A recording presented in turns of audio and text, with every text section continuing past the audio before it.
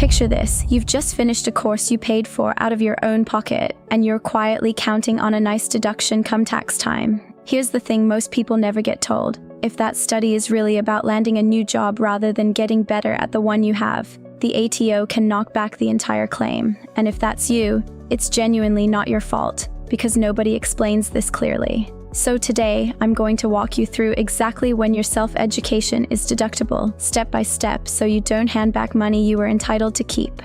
So here's the one rule everything hinges on. Your self-education expenses are only deductible when they have what the ATO calls a sufficient connection to your current employment.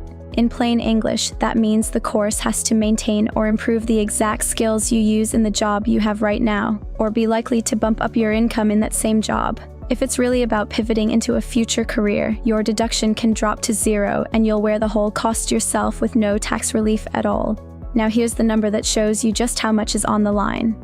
Your very first move is to jump onto the ATO website and open the Self-Education Expenses Calculator. It's completely free. It walks you through whether your course is likely deductible, and the ATO points out it can even estimate the size of your claim. As you go through it, ask yourself one honest question.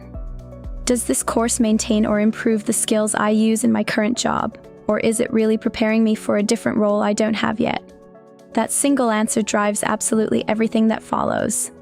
Step 2 is getting your records sorted before you lodge, because the ATO wants receipts and an explanation of how each expense ties back to your current employment. Collect the lot: course fees, textbooks, stationery, transport, and any accommodation or meals if you had to travel overnight. Then keep your course description right alongside your job description and write one plain sentence explaining how the study improves the work you do today. If you can back every single dollar with both a receipt and a clear work connection, you're in a strong position. But here's where it gets genuinely interesting, because the next step is the one that protects you.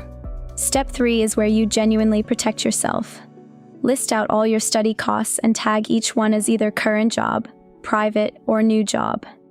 Now, I want to be upfront with you. This is where it gets less comfortable, because anything tied to changing careers or general self-improvement has to come out, even if it feels like it helps your work.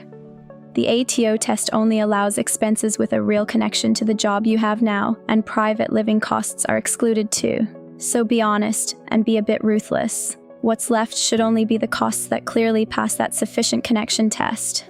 Now here's a bit of good news that plenty of people still get wrong. For years there was a rule where the first $250 of a prescribed course wasn't deductible, a reduction Treasury laid out in its guidance, but that old rule has been scrapped for current claims. Since the 1st of July 2022, there's no minimum amount you have to knock off your self-education expenses, so if you're reading an older blog or article that still mentions the $250 rule, ignore that part entirely for your current year. It simply doesn't apply to you anymore. Your final step is making sure you're applying the right year's rules. Any expenses you incurred between the 1st of July 2025 and the 30th of June 2026 are assessed under the current ATO self-education rules. And here's an honest note, because eligibility hangs on that sufficient connection test, and because Treasury or the ATO can update the guidance, it's worth rechecking the rules each year rather than assuming last year's still hold. Once your records are complete and your costs are sorted, you can lodge knowing every dollar is defensible. Now let me make all of this real with a story. Meet Mia. She's a 34-year-old marketing coordinator in Sydney earning $82,000 a year, and she's paid $3,400 for a digital marketing certificate. If that course maintains or improves the marketing skills she uses right now, it can be deductible. But if it's really aimed at leaping into a senior role she doesn't hold yet, the ATO could deny the whole thing. That's potentially a fully rejected $3,400 claim, plus any eligible extras she never bothered to document. And that gap between claiming it right and losing the lot usually comes down to two very common mistakes, which I'll show you next. Let me walk you through the mistakes that cost people the most. The number one error is claiming study that's really career change training.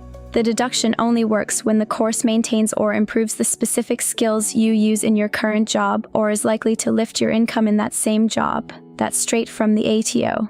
If the study is for a new job or only loosely related to your work, the ATO says it isn't deductible and you'll carry the full out-of-pocket costs with zero tax relief. It's a painful one, and it catches a lot of genuinely hardworking people.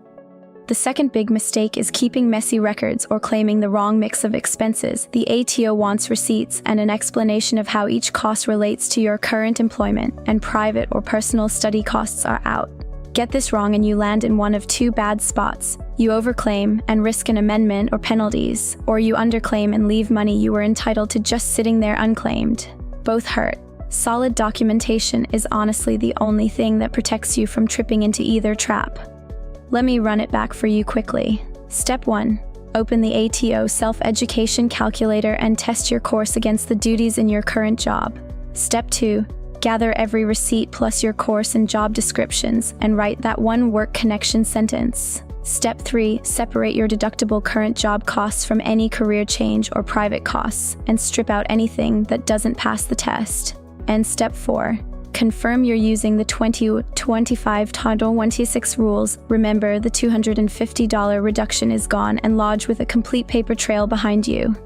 If you've made it this far, you now know something most people filing their returns simply don't: exactly how to tell whether your study is deductible or worth nothing. Your next move today is to open the ATO calculator and run your course through it, which takes about 10 minutes. If you want to go deeper, our guide on the work-related expenses the ATO is watching this year is exactly what we cover next. And just so we're clear, this is general information only, not tax advice. Check your own situation with a registered tax agent or the ATO before you lodge. I'm Sophie. I'll see you in the next one.